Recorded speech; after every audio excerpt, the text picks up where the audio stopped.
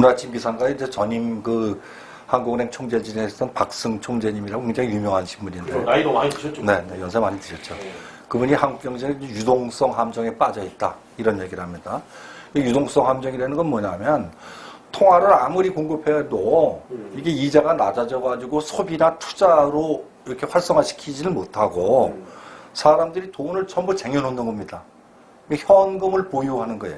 전부 이제 위기의식에 이런 거는 굉장히 경제에서 안 좋은 신호입니다. 근데 이거는 유동성 함정이라는 표현은 제가 뭐 많이 들어본 얘기는 아닌 것 같은데 뭐 돈맥 경화다 이런 것들은 뭐 한 십몇 년 전부터 나왔던 그런 거 아닙니까? 그러니까 근데 그런 것들이 최근에 와서 그 돈맥 경화를 표현한 지표가 뭐냐면은 화폐 유통속도라고 그래요. 아, 그런 게 따로 있습니까? 네, 통화 유통속도라고 그러는데 그것이 1사분기에 지금 우리 0.64까지 떨어졌는데 이게 2001년 이후 그러니까 20년 한 19년 됐습니다. 이때 이후 최저 가장 그러니까 나쁜 이게 돈맥 경화라는 게 돈이 잘 풀렸다가 안 도는 거죠. 풀려 있는 돈이 안 도는 거죠. 안 도는데 그러면 그러니까 계속 한국은행은 통화를 공급하는데도 불구하고 돈이 안 도고 전부 다 쟁여 있으니까 이런 현상이 나타나는 거죠. 그러니까요. 근데 이렇게 하다 보니까 지난 6월 말 우리가 이제 M2라고 합니다. 이제 M2라는 건 뭐냐면 M1이라는 건 현금, 요구불예금, 수시 입출금식 예금. 다시 한 번 더 해주세요. 네, 현금, 요구불예금, 수시 입출금식 예금. 이걸 M1이라 그래요. 상당히 어려운 용어가. 아니 뭐 어려운 건 아닙니다. M1에다가 플러스 MMF 이런 것들은 뭐냐면 단기일 내, 단시간 내 현금화할 수 있는 금융상품까지 포함합니다. 그럼 이제 MMF라든지 CD라든지 뭐 RP라든지 이렇게 2년 안에 이렇게 현금으로 바꿀 수 있는 금융체. 이걸 M2라고 그래요. 여태까지 경험적으로 보면 부동산 가격과 가장 이렇게 그 상관관계가 높은 지수가 뭐냐면 M2입니다. 근데 M2가 지난 6월 말 사상 최고 수준이에요. 3,077조 1,000억에 달했어요. 그러면 지금 35조 3천억인데요? 아니죠. 그거는 이제 월간 늘어난 거. 월간 늘어난 거. 그러니까 우리 6월 말 현재 풀려 있는 거 3,077조고. 근데 요게 지난 5월 달에 35조 3천억이 늘었어요. 6월 한 달 동안에 23조 2천억이 늘었어요. 이거 어마어마하게 늘어나는 겁니다. 그러니까 이제 보통 얼마 정도 있는데 이게 보통 이게 뭐 작년 기준으로 보면 한 월간 한 10조 정도 그렇게 3배가 늘었다는 뭐 얘기죠? 그 정도로 지금 늘어난 거죠. 그러면 이제 3배라는 것을 사람들이 이게 그냥 3배다 이런 모르는데 이게 심각할 것 같은데. 심각하죠. 그만큼 이제 그래서 이제 지금 M1도 4월 말 현재로 보면 1,006조 3천억. 이것도 4월 사전 모든 게 지금 통화 관련 수치는 전부 사상 최고 내지는 최저 이렇게 나갑니다. 근데 이제 한국은행 자체적 분석으로 봐도 시중 통화에 풀려 있는 통화량이 장기 균형 수준보다 8% 과잉 공급이 돼 있다 그래요. 이 수치도 2012년도 이후 가장 높은 수준이에요. 경제 주체들이 가게나 기업이나 겁이 나니까 일단 빚을 내가지고 돈 있는 대로 대출을 내가지고 쟁여놓고 아까 전세 대출 같은 거 집 사는 대출은 막아놓으니까 전세값을 해야 되니까 은행 대출 받을 사람들은 또 전세 대출 받아 신용 대출 받아가지고 하고 결국 이렇게 대출을 받았거나 그러면 이게 기업 같은 데는 투자를 하거나 가게는 소비를 해야 되는데 이런 돈들이 전부 은행에 쟁여가지고 호시탐탐 부동산이나 주식에 어떤 회사가 요 돈을 좀 벌려고 이렇게 그냥 기회만 엿보고 있는 상황이죠. 제가 뭐 경제 전문가가 아니라 이 내용을 좀 이해하기 힘들지만은 이제 돈이 많이 풀렸다는 건 사실인 것 같아요. 그러면 이제 한국은행은 이제 돈이 시중에 많이 풀려 있으면 또 회수하는 일도 지금 한국은행이 하잖아요. 네, 그렇습니다. 해야죠. 그럼 이제 한국은행이 이렇게 한수 정책을 못 하고 있는 이유가 뭐가 있습니까? 그동안 이제 한국은행의 미션이라고 하죠. 한국은행법에 한국은행 해야 할 일은 첫 번째 목표가 물가 안정입니다. 물가 안정. 두 번째가 이제 금융 시스템 안정, 금융 안정이에요. 금융 안정이라는 건 어떤 금융기관 간에 금융기관들이 부도가 안 되거든요. 그래서 그 금융기관의 그 시스템 디폴트 리스크를 방지하기 위해서 이런 그 어떤 정부가 한국은행이 쓸 수 있는 정책은 통화정책, 통화량 정책과 기준금리를 결정한 정책인데 이런 것들은 한국은행법이 뭐라고 돼 있냐면 정부의 경제정책과 조화를 유지해라. 그런 측면에서 그래서 지금 그렇게 돼 있는데 근데 이제 정부는 계속 이제 확장적 재정정책을 계속 쓰죠. 계속 이제 뭐 국채 발행하고 추경하고 뭐 이래가지고 계속 재정정책을 돈을 풀 수밖에 없어요. 정부는. 그렇죠. 풀 수밖에 없죠. 지금. 네. 그러면 이제 한국은행은 어떤 견제를 하는, 정부를 견제하는 그런 어떤 의미도 가지고 한국은행법에 그런 의미가 있는데 일단 이제 보면 우리나라뿐만이 아니라 이렇게 돈을 많이 헬리콥터만이라고 그러죠. 이렇게 돈을 많이 푸는 거는 제일 선수가 미국 트럼프예요. 트럼프는 이제 연방준비은행을 압박해갖고 통화량을 어마어마하게 풀었습니다. 근데 이런 것들은 유행병이 되어버렸어요. 그래가지고 개선되면 자기가 그 기본소득 있잖아요. 네. 한 5%는 더 준다라고 지금. 근데 이런 현상은 이제 EU 회원국들 이런 데서 다 이런 정부의 확장적 재정정책 플러스 중앙은행의 통화량 증가 정책 이런 것이 같이 가고 있어요. 근데 이제 우리가 이런 추세를 우리도 쫓아가고 있습니다. 어쩔 수 없이. 그러니까 일본도 하고 있고 EU도 하고 있고 트럼프 같은 경우는 5번 더 준다고 지금 공공연하게 얘기하고 있고. 근데 이제 차이가 일본이나 미국이나 이건 EU 회원국과 우리하고 차이가 있는 점이 있어요. 이건 뭐냐면 그 사람들은 기축통화 국가예요. 그렇기 때문에 달러를 찍어내도 달러를 안전자산이라고 생각하고 쟁여놓는 사람들이 많이 있습니다. 원화는 그런 기축통화가 아니에요. 그러니까 우리가 한국은행에서 통화를 확장을 하게 되면 그거는 자칫하면은 우리 이제 시장을 투기장으로 몰 수 있는 그런 어떤 위험이 있다는 게 다른 나라하고는 다른 거고요. 이걸 가지고 또 이제 한국 원화 가지고 장난치는 사람도 생길 거 아니에요. 또 만약에 이게 찍어내면 또.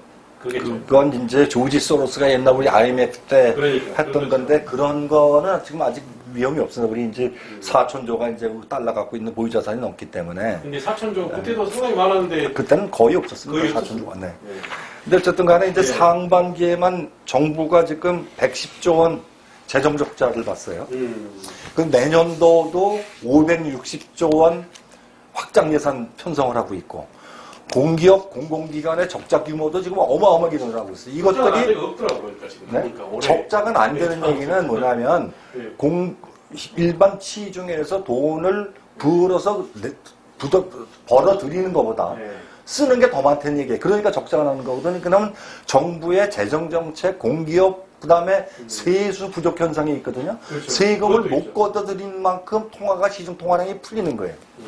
자, 그럼 이제 한국은행이 이런 상황에서 쓸 수 있는 정책은 금리 정책과 통화량, 공개시장 조작을 통해서 화폐를 공급할 거냐, 추가 공급할 거냐, 환수할 거냐, 이 판단을 해야 되는데 기준금리가 지금 우리가 0.5%입니다. 0.5%는 끝까지, 우리 바닥까지 내려간 거로 볼 수 있어요. 왜냐하면 미국 우리 수출로 먹고 살아야 되기 때문에 0.5% 달러하고의 어떤 요 가치를 비교했을 때 기준금리는 더 이상 손을 못 댑니다, 이제. 그렇다면 기준금리도 손을 대면 돈이 들어옵니까? 한국은행으로? 기준금리를 아니죠. 그거는 이제 만약에 기준금리 그건 굉장히 복잡한 얘기인데 기준금리를 만약에 이 달러하고 똑같은 금리를 준다 그러면 달러 사겠습니까? 원화 사겠습니까? 달러 사죠. 그겁니다. 그러니까 달러보다는 우리가 기준금리가 조금 높아요. 0.25로는 내려야지만이 우리나라 한국 돈이 들어오는데 못해요. 그게 안 된다는 거 아니에요? 그건 그러니까 0.5 이하로는 못 내린다. 내릴 수가 없어요. 현실적으로 불가능해요. 그러니까 얘기하면 만약에 그러면 달러로 다 몰려버릴 것이다. 네. 그게 이제 몰리는 정도가 아니라 거의 우리 자칫하면 우리나라에 투자해 들어와 있는 외자 펀드들 이거 어마어마한 돈이 들어가. 이게 빠져나가거든요. 그러니까 0.5 이하 그러니까 그걸 여쭤보려고 했던 거예요. 0.5는 왜 이걸 손을 못 대는지에 대해서 우리 시청자들이 알아야 되니까 0.5 이상 내리게 되면은 돈이 외국으로 우리 그 달러가 다 나가버릴 것이다 이런 얘기죠. 이해해서 해주시죠. 그 다음에 그러면 이제 금리 정책은 손을 댈 수가 없어요. 그렇다면 이제 그렇죠. 통화량밖에 한국은행이 쓸 정책이 없는데 증권사들이 금융 시스템, 아까 한국은행의 그 목표 중에 하나가 금융 안정이라는 말씀드렸지 않습니까? 네. 그러니까 증권사들이 굉장히 어려웠어요. 네. 그러니까 지난 3월 26일 날 무슨 정책을 발표했냐면 네. 무제한 RP 매입 정책을 썼어요. 네. 그러니까 환매 조건부 채권, 그러니까 채권을 증권회사가 가지고 있는 채권을 담보로 돈을 밀어주는 겁니다, 증권사에. 이것도 돈을 푸는 정책인데. 엄청나게 풀었죠, 이거 가지고. 네. 이게 이제 풀리다가, 네. 이게 이제 7월 말로 요거를 이제, 종료했습니다. 무제한이라는 말이 무서운 말입니다. 아. 돈을 풀어 달라고 요청하는 만큼 주겠다는 게 무제한이거든요. 아. 그래서 그 하다가 7월 말로 이제 종료를 시켰어요. 좀 두려웠네, 한국은행. 그렇죠, 그렇죠. 근데 이제 한국은행이 그런 것들은 지금 그러면 이제 금리 정책은 절대 손을 못 대고 네. 유동성은 이렇게 어마어마하게 풀려 있고 그 한국은행은 이제 돈을 걷어들여야 돼요. 근데 지금 자칫하게 한국은행이 통화 환수 정책을 핀다 했다가는 지금 난리가 날 수도 있습니다. 자, 그러면 네, 잠깐만 네, 네. 다시 네. 그 환매 조건부 채권에 대해서 네. 3월 26일이면 그때 코로나 정책 발표할 때 아닙니까? 그때는 그때입니다. 아, 그때 이제 무조건 그 아니 그때 이제 나가겠죠. 증권회사들이 굉장히 어려웠어요. 아. 또 그것도 금융회사들이기 때문에 네. 거기가 어렵다 그러니까 네. 증권사가 가지고 있는 그 채권들을 담보로 한국은행에 맡기고 아. 한국은행이 돈을 풀어준 거죠. 그러니까 이제 그거는 어떻게 보면 잘했다라고 볼 수 있는 정책인가요? 그걸 뭐 잘했다 못했다 이렇게 단순하게 너무 평가하기는. 힘들어서 내가 봤을 때 코로나 때문에 많이 힘들었잖아요. 근데 이제 돈을 풀었어요. 네. 근데 이제 7월 달에 이거 너무 많이 풀리니까 이게 막았다. 그렇지 않아도 시중에 네, 지금 그러니까. 통화량이 엄청나게 풀려 그럼 그 있는데 돈 어디로 갔습니까? 그거에 다 이제 돈 가진 사람들이 쟁여놓고 있는 거죠. 그래서 지금 한국은행은 이러지도 저러지도 못해요. 그러니까. 완전 이제 난감하겠네. 진퇴양난입니다. 여기에 빠져 있는데 네. 문제는 뭐냐면 네. 그러니까 이제 정부의 확장적 재정 정책을 제대로 견제하지 못했다 하는 비난. 그 다음에 잠깐만요. 네. 그럼 한국은행의 실책이 지금 정부의 확장력, 그러니까 이제 3월 26일 날 풀었던 환매 조건부 채권에 대해서 막지 못했다. 이것도 들어가요. 아닙니다. 그것도 포함해서 네. 한 달에 20조, 30조씩 네. 통화량이 시중에 이렇게 풍부한데도 불구하고 네. 20조, 30조씩 계속 통화량을 풀었다 네. 하는 게 잘못된 거고 또 하나는 미국이 뭐가 뛰니까 쫓아뛴다고 부안해동을 해갖고 미국이나 일본이 한다고 우리도 쫓아간 거죠. 네. 근데 이제 문제는 이게 이제 한국은행 총재의 어떤 현실 인식이라고 저는 봅니다. 한국은행 총재가 지난 이제 7월 16일 날 금융통화위원회 정례회의가 끝난 다음에 기자간담회를 열었어요. 예. 이 자리에서 뭐라고 얘기를 하냐면 금리 정상화를 추진하더라도 예. 특정 하나의 지표를 보고 할 것은 아니고 예. 성장, 물가 흐름, 금융 안정 상황 등을 종합적으로 고려해서 판단할 것이다.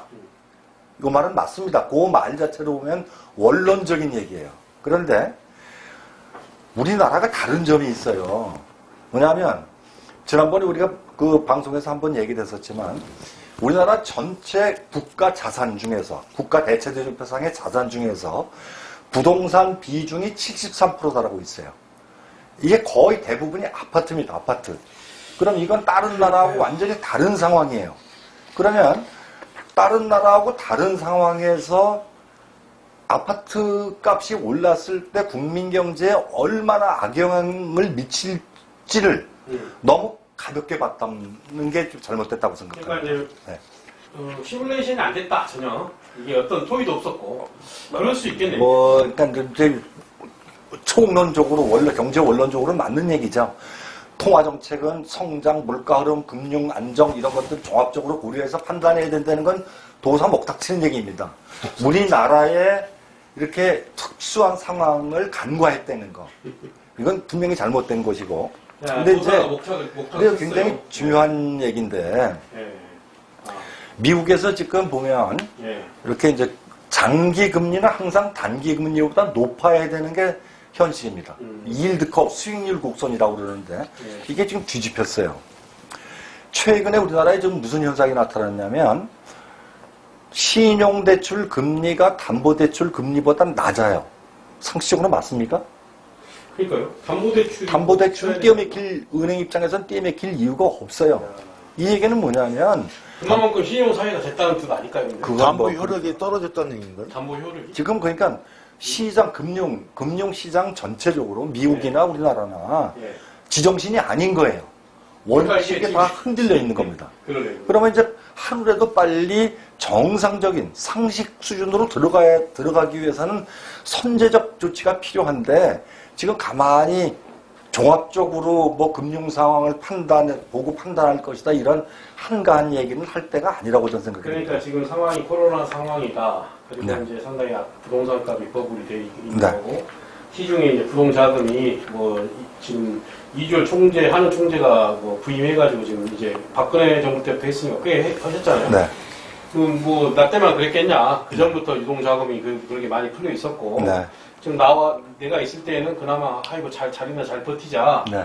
뭐 이런 식의 지금 얘기만 하고 있다는 얘기 아닙니까? 그죠? 뭐 그렇게 극단적으로 그렇게 그냥 적나라하게 표현하기는 좀 그러니까 뭐 시한폭탄을 뭐 그러니까 돌리기 하는 대로 우리 네. 시한폭탄을 뭐 그 점에 내가 대해서 내가 동의합니다. 내가 뭐 시한폭탄 맞는 것도 아니고 네. 그 전에 있던 정부들이 전부 다 시한폭탄 돌려서 나까지 왔다. 네, 그렇습니다. 나는 그냥 자기나 잘 보존해다 나갈게. 네. 뭐 이런 식인데 제가 봐도 근데 대책이 없을 것 같아요. 지금 상황이 코로나다 뭐다 해가지고. 아니 그러니까 금융 안정 등 뭐 종합적으로 고려해서 판단한다고 하면 뭐 자기네들은 답은 다 가지고 있다는 뜻 아닌가요? 아니 답이 없으니까 이 말 했겠죠. 아니, 답이 없으니까. 이제 제가 보기엔 그러는데 답이 없으니까. 아니 이렇게 얘기한다는 건 어떤 상황이 와도 우린 답이 있다 이런 뜻이 아니, 그러니까 아닙니까? 답이 그 답이에요. 아까 말씀하셨던 뭐 봉사 뭐라 있습니까? 도사 복탁 도사. 도사가 목탁치는 소리 하는 겁니다. 한가한 얘기 하시는 거예요. 그러니까 도사가 목탁치는 소리 하시는 진짜 거다. 말도 아니 뭐 답이 있겠죠 뭐. 참 깜깜하네. 아니 지금 우리가 웃자고 하는 얘기지만 이게 상당히 심각한 지금 웃자고 문제. 하는 얘기가 아닙니다. 예, 웃자고 하는 얘기 아닙니까? 아무튼 심각한 얘기입니다. 심각한 지금. 얘기네요. 그러니까 심각한 얘기. 자 그러면 넘어가서 공유삼촌님. 네. 뭐 상황이 뭐 엄청 복잡해요. 이 경제라는 게 뭐 오른손 왼손 흔다 해갖고 무슨 미국의 대통령 한말 유명한 말도 있지만 뭐라고 그랬죠? 그 대통령이 한 손만 있는 한 손만 있는 경제학자가 없냐. 참 저도 한 손만 있는 경제학자하고 이 토론을 좀 해봤습니다. 이게 너무나 이게 좀 상당히 심각합니다. 근데 우리가 자 그러면 멀지 않아서 부동산 시장이 이제 침체된다고들 다 해요. 뭐 네. 2025년 봅니다. 2025년. 네. 그러면 이제 우리 소상공인들이 우리는 어차피 소상공인 방송이니까. 네. 이런 상황에 대해서 어떻게 대비를 해야 될까요? 그러니까 뭐 제가 좀 전에 그 뭐 종합적으로 고려해서 판단하겠다는 이제 그 하는 총재가 말씀한 것처럼 예. 이제 그 스톡데일 패러독스라는 그 용어가 있습니다. 제임스 본드 스톡데일이라는 장교가 제임스 본드면 영국의 그 007에 나오는 네, 그 이름입니다. 네, 그 이름입니다. 이제 미국 그 사람은 아닙니다. 그 사람은 아니지만 네. 이 양반이 그저 베트남 전쟁 때 65년부터 73년까지 포로 수용소에 갇혀 있었대요. 네. 포로로. 그러니까 이제 그 포로 수용소에서 있으면서 이번엔 부활절엔 나가겠지, 뭐 추석 땐 나가겠지, 크리스마스 땐 나가겠지, 뭐 신정 땐 나가겠지 이렇게 근거 없이 희망만 가졌던 낙관론자들은 다 죽었대요. 그런데 그 안에서 현실을 직시하고 내 여기서 나갈 때까지는 뭐 아주 중요한 네, 반드시 살아서 간다라는 네. 의지를 가지고 현실에 적응하고 뭐 이런 현실주의자들은 네. 이 포로 수용소 생활을 뭐 그러니까 잘 운동도 했다고 하고 열심히 했다는 말. 그랬던 사람들. 예, 그런 용어가 있습니다. 그래서 제가 먼저 잠깐 뭐 반농담으로 말씀드린 거고, 우리 소상공인들도 이 용어를 잘 이해하셔가지고, 약간은 죽는다. 이거죠. 네, 하여튼, 네. 자, 그런데 이제 너무 이게 안 좋다, 비관하는 것도 좀 문제가 되지 않을까요? 근데? 그러니까 너무 낙관을 하는 것도 안 되고 네. 너무 비관하는 것도 안 되죠. 지금 오늘 우리 지금 얘기하는 게 지금 토론하는 게 그런 것 같습니다. 네. 예, 너무 이게 비관론으로 흘렀다가 약관론으로 흘렀다가 뭐 부동산 가격 떨어진다 하겠다가 네. 그게 헷갈릴 것 같은데 네. 그래도 마지막으로 우리 이제 의뢰 반란이 해야 될 일은 네. 정부 정책이나 네. 또 그다음에 통화 정책을 쓰는 한국은행에다가 네. 해야 될 만 또 해야 될 거 아닙니까? 네. 우리는 뭐 진보 보수 눈치를 보는 게 아니니까. 네. 그러니까 지금 정부나 제가 볼 때 중앙은행이나 코로나19가 조금 있으면 극복될 거다 하고 일단 가정을 하고 있어요. 근데 제가 볼 때는 허도에도 말씀드렸지만 독감, 우리 겨울마다 독감 때문에 고민하잖아요. 그럼 독감처럼 코로나를 우리가 평생 안고 가야 될 그런 상황이에요. 그렇죠. 아마 제 생각에는 코로나가 종식되기 전에 다른 바이러스가 또 오버랩돼서 나타날 거라고 생각이 돼요. 이거는 이게 그다음에 이건 보통 문제가 아니라고 생각이 돼요. 그러면 코로나가 장기화될 거다 하고 가정을 하면 지금 이런 정책들을 써서는 안 되는 거죠, 절대로. 정부 아까 조금 전에 고명섭 사무총장님 말씀하셨듯이 스톱 베일의 파라독스, 지나친 낙관을 하고 있지 않나. 그러니까 이게 자칫하면 이런 정책들은 중장기적으로 우리 경제에 아주 치명적인 독이 될 수가 있어요. 그러니까요. 한국은행에서 이렇게 보면 며칠 전에 기사를 보니까 한국은행의 어떤 그 지역본부장이 굉장히 한국은행 이주열 총재의 통화정책을 비판을 했습니다. 그리고 오늘인가요? 어저께인가 하는 아까 말씀드렸던 박승 총재님께서도 굉장히 비판을 했어요. 지금 금리 올려야 될 거다. 근데 이제 한은 총장이 유동성 함정에 빠뜨린 건 아니잖아요. 아니 그분께서 지금 이런 상황을 감안해서 더 큰 문제를 키우지 말고 지금 통화 환수 정책이나 금리를 인상해라. 자리만 지으라고 그거 하지 마라 이런 식으로 얘기를 했네요. 시한폭탄 돌리기에 동행을 하고 있는 거죠. 동참하고 그래서 있는 결론적으로 책임감 있게 뭔가 본인이 그 자리에 있으면 그 본인에 대한 소명 의식을 좀 갖고 해라 일을 열심히 해라 이런 얘기를 하셨네. 그 이제 결론적으로 말씀드리자면 그거는 군대에서 왜 그런 말 하잖아요. 어차피 맞을 맴은 먼저 맞는다. 그렇죠. 그래야 잠이 오죠. 아니 그 매를 맞더라도 이제 요령 있게 맞아야지 안 아프다 이거예요. 말씀하신 게 박승 총재. 안 맞으려고 하는 거죠. 자기 때는. 아니 그러니까 요령 있게 맞아. 시간 요령 있기가 아니라 빨리 책임지고 빨리 맞아라 하는 얘기죠. 빨리 맞아라. 네. 자, 아무튼 이게 문제가 참 이게 걱정이 되는 게 대기업이나 가진 자들은 아무리 어려워도 살아남아요. 전쟁통에도 뭐 외국으로 도망간 사람도 있고 뭐 다 그잖아 돈 있으면. 근데 어려운 게 우리 중소상공인들이란 말입니다. 소상공인들. 소상공인들 입장에서 한 말씀 마지막으로 한번 해주십시오. 뭐 저는 다 희망 고문이라고 합니다. 뭐 부동산 안정화가 된다. 뭐 이런 희망 고문 마시고 부동산을 진짜로 잡겠다는 제대로 된 의지를 보여줘라. 보여줘라. 아이고, 예. 감사합니다. 네, 맞습니다. 예.